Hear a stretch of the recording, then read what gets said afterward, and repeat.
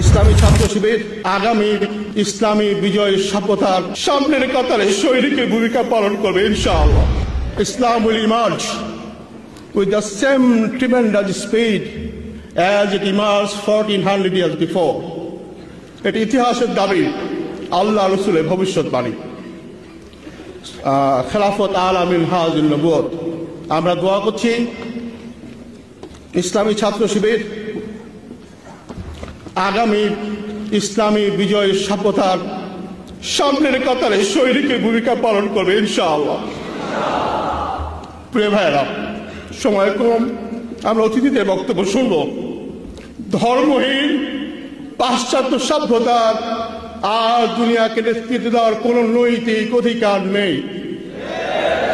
বিগত 100 বছর তার মানুষকে নির্যাতন করেছে, দুটি বিশ্বযুদ্ধ উপহার দিয়েছে, ভিয়েতনামে বিনা কারণে 50 লক্ষ মানুষ হত্যা করেছে, বসনিয়াতে মানুষ হত্যা করেছে, পাশ্চাত্য সভ্যতার সংসারকে ভেঙে দিয়েছে, যারও সন্তানের সংখ্যা বাড়িয়ে দিয়েছে এবং এইডসের মতো মহামারী উপহার দিয়েছে। এই সভ্যতার বিদায়, এই সভ্যতার দুনিয়ার মানচিত্র থেকে বিদায় একটি সময়ের ব্যাপার মাত্র। আমি শিবিরের ভাইদেরকে স্মরণ করে দিতে চাই, স্লোগান দিয়ে, তাবিজ দিয়ে, দোয়াজ দিয়ে, দোয়া করে এবং তাবিজ দিয়ে সভ্যতার পরাজয় হয় না।